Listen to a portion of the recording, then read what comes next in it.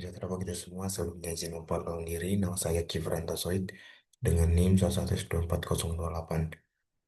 Tempatnya kali ini, saya ingin menjelaskan kode pada praktikum 11 yang dimana di sini eh, diberikan sebuah modul yaitu user interface atau UI pada Spring Boot Java. Nah, di sini kita akan membahas itu eh, user interfaces atau UI dari Spring Boot Java. Ini, saya Gifran Tasoid dengan NIM 1124028 akan menjelaskannya. Di sini untuk tampilannya judulnya tadi sebagai berikut. Nah, sebelumnya di sini dari kita ketahui dulu definisi dari Spring Boot itu sendiri yang dimana definisi dari Spring Boot adalah sebuah framework berbasis Java yang digunakan untuk membuat aplikasi dengan cepat, mudah, dan lebih sederhana. Framework ini dibangun di atas ekosistem Spring Framework, tetapi menambahkan berbagai fitur otomatis sehingga developer tidak perlu melakukan konfigurasi manual yang rumit. Nah, kemudian Nah, pada case ini kita diarahkan yaitu membuat cash flow application for income or expenses. Nah, sebelumnya di sini kita lihat dulu modulnya. Nah, modulnya tadi sebagai berikut untuk modul praktikumnya, di mana di sini diberikan modul praktikum pada P11, praktikum 11 User Interfaces UI. Nah, di sini untuk menjalankan dari proyeknya. Kemudian GitHub clone project starter, di mana di sini ada akses repository project, kita diberikan template ya, seperti berikut, di mana kita dapat use is template, create a new repository. Nah, selanjutnya pada halaman create a new repository. Nah, ini bagian repository name pada username PBOP11. Sebagai contoh, sini kita masukkan name, nama, maaf, name PBOP11. Kemudian di go public, kita dapat create repositorinya. Nah, jika berhasil, maka repositori pada kita akan sebagai berikut ya. Ini proses ini sudah dilewatin, kemudian kita lanjut ke bagian aplikasi GitHub Desktop. Nah, sini kita clone, terus kita pilih repositori yang kita inginkan, terus local path-nya. Nah, kemudian lanjut. Nah, ini adalah tampilan dari struktur dari template yang kita gunakan tadi. Dan di sini kita diinstruksikan untuk modifikasi dari aplikasi, menambahkan file application properties dan memodifikasi sesuai dengan lokal data database lokal kita. Kita jalankan dan memperoleh sebagai berikutnya. Di sini diberikan kita URL dengan localhost 8080. Nah, di sini kita masukkan ke peramban web browser kita. Kita coba di sini kan akan munculkan sebagai berikut ya. Mungkin dapat kita lihat juga seperti berikut. Eh, Nanti kita coba lihat. Nah, ini. Nah, kemudian menjalankan pengujian di sini ya. Nah, kita masuk ke bagian intinya yaitu aktivitas praktikumnya untuk aplikasi eh, Cashflow. Nah, aplikasi Cashflow adalah program sederhana untuk mencatat mencatat pemasukan dan pengeluaran uang kamu sehari-hari. Catatan pemasukan bertambah ketika kamu dapat uang seperti uang saku, hadiah, dan lain-lain. Catatan pengeluaran bertambah ketika kamu mengeluarkan uang seperti belanja, bayaran, tagihan, dan lain-lain. Semua catatan pemasukan pengeluaran dapat kamu lihat untuk mengetahui nominal keseluruhan atau dari masing-masing catatan pemasukan dan pengeluaran. Dan pada waktu sebelumnya kamu telah membuat cash flow, namun masih belum memiliki UI. Nah, di sini kita diimplementasikan UI ya. Nah, kita kembali ke bagian ini. Pada bagian ini ya, cash flow application for income expenses. Nah, pada bagian ini gimana? Aplikasi cash flow adalah sistem yang digunakan untuk mencatat pemasukan atau income dan pengeluaran atau expenses sehingga pengguna bisa melihat laporan keuangan pribadi atau bisnisnya. Nah, dalam aplikasi seperti ini, UI dan Spring Boot punya peran berbeda, tetapi saling terhubung, yang di mana di sini aplikasi Cashflow untuk mencatat pemasukan dan pengeluaran bekerja melalui hubungan antara UI dan Spring Boot. UI berfungsi sebagai tampilan tempat pengguna masukkan data seperti nominal, kategori, dan tanggal, sekaligus melihat hasil berupa daftar transaksi, grafik, serta total saldo. Nah, di sisi lain, Spring Boot menangani seluruh logika di backend, menyimpan data transaksi ke database, melakukan validasi, menghitung total pemasukan pengeluaran dan saldo, serta menyediakan eh, API yang digunakan untuk mengambil atau mengirim data. Nah, di sini ada sebagai UI function dapat kita lihat di mana menginput data dan melihat hasil. Nah, UI function adalah fungsi atau bagian kode yang mengatur dari tampilan atau interaksi pada user interface atau UI. Nah, fungsinya berfokus pada bagaimana pengguna melihat, mengklik, mengetik, dan berinteraksi dengan elemen di layar. Nah, ini adalah fungsi UI lagi di mana di Spring Boot di sisi backend-nya ini ya bertugas memproses request dari UI, menjalankan logika bisnis, dan mengelola komunikasi dengan database. Yang dimana juga backend juga menangani validasi data, keamanan aplikasi seperti autentikasi dan otorisasi, serta menyiapkan respons dalam bentuk data yang sudah siap ditampilkan oleh UI itu. Nah, di sini ada tiga bagian di mana pada sisi backend-nya itu mengelola data transaksi, menyediakan API untuk UI, dan menghitung saldo. Nah, langsung di sini bagian pada strukturnya tadi yang sudah saya spill sebelumnya atau sudah saya tunjukkan di mana struktur dari clone dari repository-nya tadi seperti berikut. Kemudian di sini ada untuk review dari folder main, ada folder config, control detail, entity center, inspector, dan service. Nah, ini folder mainnya ya. Struktur proyek pada gambar terdiri dari beberapa fungsi ya, di mana folder GitHub env and VS Code untuk konfigurasi proyek seperti pengujian Maven dan editor. Nah, pada selanjutnya dalam folder test, nah di sini bla bla bla, kemudian folder configs ya, kemudian interpreter dan DTO. DTO di sini tadi digunakan untuk objek transfer data antara klien dan server ya. Interpreter itu memuat logika yang bisa request sebelum diproses. Nah, untuk mungkin implementasi dapat kita lihat di bagian di sini Viscode ya. Nah, kita dapat review dari di mana kita diinstruksikan untuk membuat aplikasi cash flow. Nah, di sini untuk responsnya, konteks dan lainnya.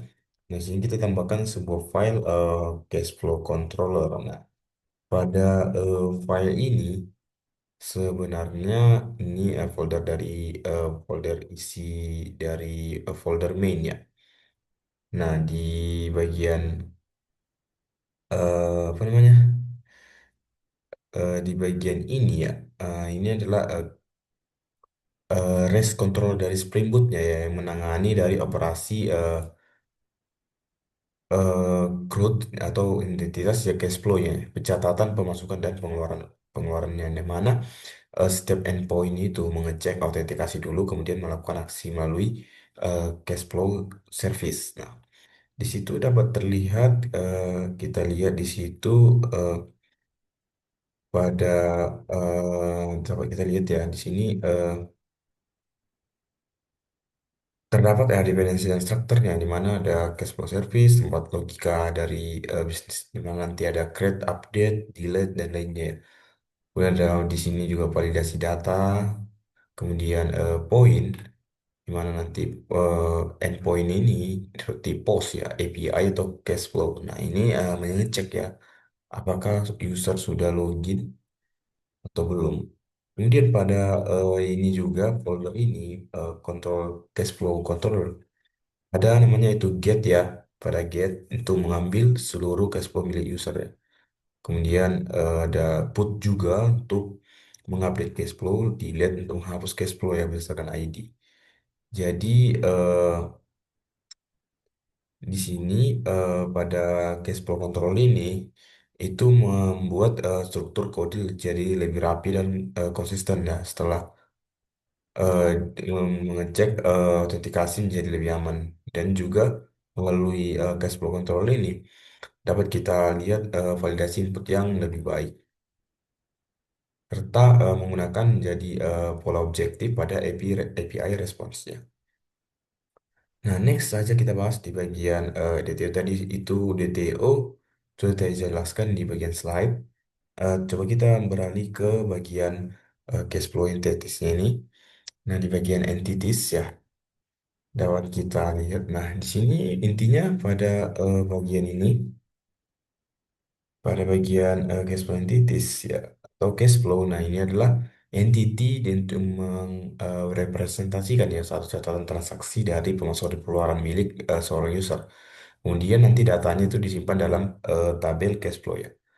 Di situ di sini ya dapat kita lihat ada primary key-nya yaitu ID, pemilik data, eh, user ID dan lainnya. Ini intinya nanti berfungsi sebagai model database ya yang memuat satu transaksi keuangan lengkap dengan data pemilik, data transaksinya, kemudian waktu dibuat dan diupdate secara otomatis dan ID sebagai primary key-nya. Oke, kita lanjut. Instructor tadi sudah saya review bagian selainnya. Kita review coba ini file dari Cashflow Repository. Di bagian Cashflow Repository ini adalah sebagai interface yang mengelola query database untuk entity cashflow yang menggunakan nanti Spring Data ya. Di mana ada coba kita lihat seperti fund user ID. Nah, ini untuk mengambil semua cashflow ya. Dan tujuannya untuk memastikan hanya data milik user yang muncul. Kemudian ada find user and ID. Nah, ini mengambil data satu data ya cash flow berdasarkan pemilik dan ID cash flow-nya. Nah, tujuannya supaya menjaga keamanannya supaya user eh, tidak dapat mengambil data orang lain atau orang lain tidak dapat mengambil data kita. Kemudian ada search fitur. Nah, search fitur ini itu untuk mencari data berdasarkan tabel atau deskripsinya. Kemudian ada ambil eh, label unik, dapat mengambil label unik di mana cocok untuk dari drop one file filter. Jadi di bagian Cashflow Repository ini, di mana pada Cashflow Repository ini mengambil data ya berdasarkan user ID yang tadi saya sebutkan untuk menjaga dari keamanannya, dari security datanya. Kita lanjut bagian service saja. Di bagian service ini adalah sebagai lapisan dari logika ya, logika bisnis yang menghubungkan eh, controller dan repositorinya. Jadi semua operasi dilakukan di sini. Nah, dengan memastikan ini data akan selalu berdasarkan dari user ID-nya, di mana dapat kita lihat. Di sini ada create cash flow ya, untuk membuat transaksi baru. Kemudian ada get all cash flow ya, untuk memfilter atau men-search dari keamanan per user. Kemudian ada get cash flow labels. Nah, ini untuk mengambil semua label unik milik user. Ada juga update cash flow. Ini untuk mengambil data berdasarkan user ID plus ID yang eh, digunakan untuk menjaga keamanan dari data kita.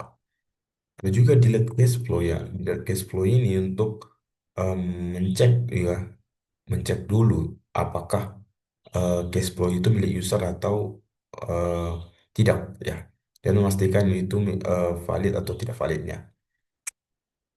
Saya kira untuk cash flow service untuk use dan view-nya. Nah, di cash flow view ini ada file data tambahan baru yaitu cash flow view. Nah, untuk control untuk halaman webnya.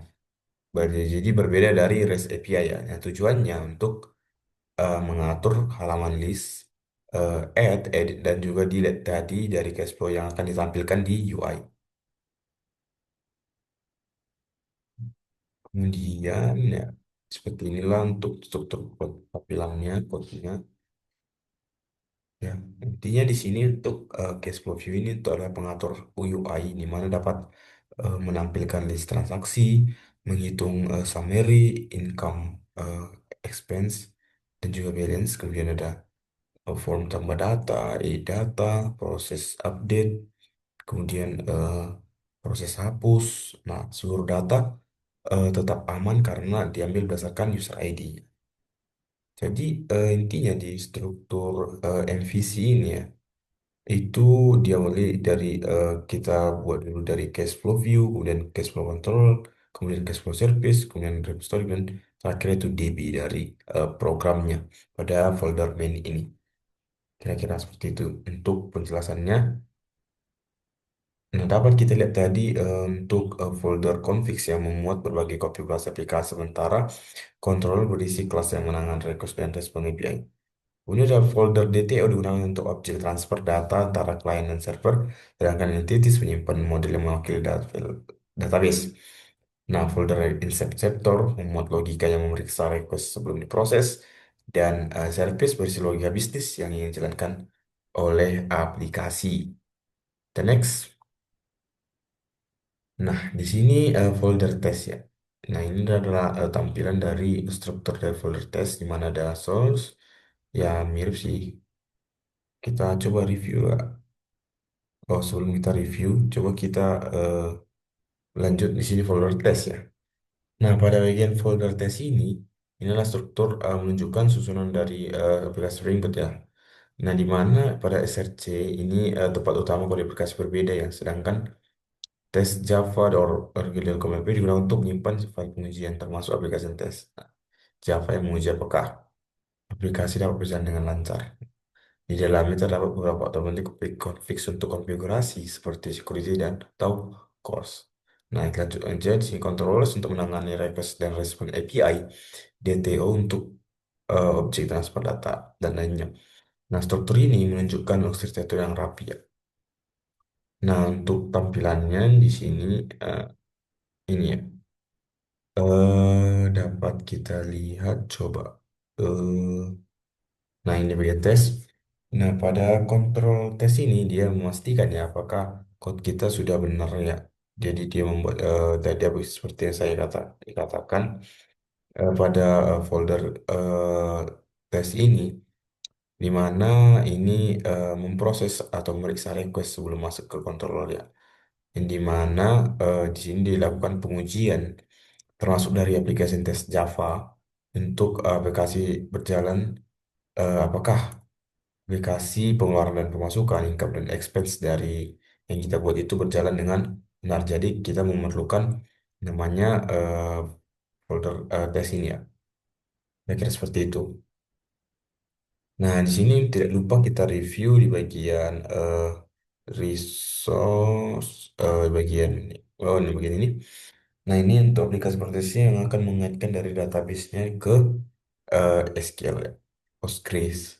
Nah, di sini ada yang menarik karena kita membahas user interface atau UI pada Cashflow. Jadi kita memerlukan folder Cashflow yang dimana isinya itu dari file HTML-nya. Jadi di sini dapat kita lihat di mana ada saya sudah menambahkan Cashflow, form HTML dan home HTML. Nah, sebagai struktur sebagai berikut. Nah, untuk mungkin nanti kita lihat ya di bagian hasil dari user interface-nya. Nah, kita lanjut dari tesnya udah ya. Nah, kemudian jahit ya dan lainnya. Jadi seperti itu ya untuk aplikasi tes Java. Ini tadi yang kita tambahkan ya untuk melihat user interface-nya pada aplikasi Cashflow yang kita buat atau sistem pengeluaran dan pemasukan. Mungkin kita review ke bagian kali. Nah, kita bahas. Nah, ini bagian Cashflow-nya tadi yang saya jelaskan ya. Pada bagian ini yang dimana pada bagian form HTML itu digunakan untuk menampilkan form input, misalnya form untuk memasukkan data pemasukan, pengeluaran, tanggal transaksi dan sebagainya pada aplikasi Cashflow. Nah, di sini pada home HTML ini berfungsi sebagai halaman utama atau homepage dari fitur Cashflow. Di dalamnya bisa berisi rangkaian data, tabel transaksi, atau menu navigasi ke halaman lainnya. Jadi saya juga menyinggung sedikit ya tadi dari bagian cash flow yang kita tambahkan untuk menampilkan user interface-nya dari aplikasi atau sistem income or expense. Nah, kita mungkin sebelum masuk ke kesimpulannya, kita lihat code-nya tadi. Nah, bagian mana tadi? Di bagian sebagai berikut, nah, di bagian ini. folder cash flow yang dimana berisi form randomnya tadi. Seperti berikutlah dari tampilan dari kodenya yang saya buat. Kemudian di bagian home ini untuk tampilannya, untuk homepage ya, untuk homepage-nya. Kemudian sebagai berikut mungkin untuk struktur kodenya atau kode implementasi kodenya. Karena kita di sini membahas user interface AI pada Spring Boot Java. Kemudian kita lanjut aja untuk melihat. Nah, kita mungkin melihat dari hasilnya ya. Hasil. Nah, inilah menggunakan tampilan dari hasilnya, di mana di sini dapat kita lihat ya. Dari menggunakan MOS 8080 ya. Tapi sebelum kita menunjukkan ini, kita mungkin beralih ke sini terlebih dulu. Nah, kita jalankan ya event Spring Boot run-nya. Maka di application starter successful ya, artinya code kita berjalan dengan baik. Di mana di sini kita disertakan URL-nya. Kita copy ini dan akan menghasilkan tadi ya sebagai berikut. Kita di sebelumnya ke bagian ini kita disuruh untuk atau diinstruksikan untuk memasukkan login ya, contohnya seperti email dan password. Nah, di sini ada bagian ini, inilah tampilannya. Jadi kita disuguhkan dengan interface Hai, given atau solid, yang artinya di sini sapaannya, greetings dari sistemnya, kemudian daftar to-do list. Di sini dapat kita lakukan ya, misalnya judul, bla bla bla, deskripsinya bla bla bla kita simpan. Gagal karena kita nggak melakukan apa-apa ya. Nah, di sini dapat dengan status selesai. Ini ada daftar to-do list atau daftar kerja yang ingin kita lakukan. Dapat kita gunakan juga untuk implementasi kita. Kemudian, karena kita membahas sebuah apa namanya cash flow tadi, nah di sini dapat kita lihat. Nah, inilah berikut tampilan dari cash flow-nya. Tampilan dari cash flow-nya, di mana di sini Kipran total pemasukan, RP0 ya, pengeluaran 0, sisa saldo dan bla bla bla. Nah, ini dapat kita lakukan tambah transaksi, misalnya kita kita masukkan pengeluaran, kita buat ATM, BNI misalnya kita bayarkan, sarapan. Nominalnya misalnya kita sarapan 15.000, keterangan makan di misalnya mengatur. Nah, kami mengatur kita simpan. Nah, dapat kita lihat ya, pengeluaran di sini daftar cash flow-nya, pengeluaran. Jadi di sini dapat kita lihat misalnya cari, nah maka akan muncul di sini pengeluarannya sarapan ATM BNI nominal 1.000 dibuat dengan ini. Jadi inilah daftar cash flow-nya dari aplikasi income dan expense-nya. Kira-kira seperti itu.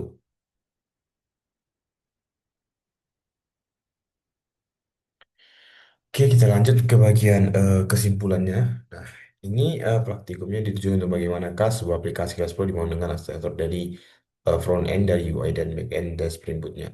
Nah, dengan demikian praktikum ini membantu bahwa kita akan membangun aplikasi terkonsisten dan tentunya terhubung. Jadi kita menggunakan semua bagian front end yang di mana folder Gaspro kita menggunakan yaitu Home HTML dan Form HTML. Kira-kira seperti itu. Ya, mungkin penjelasan saya sekian ya untuk user interface ini.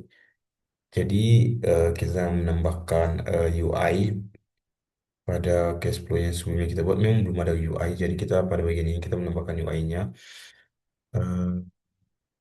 Sekian ya mungkin penjelasan saya pada praktikum kali ini. Eh, ya, sekian penjelasan saya. Saya Kebranto Soid.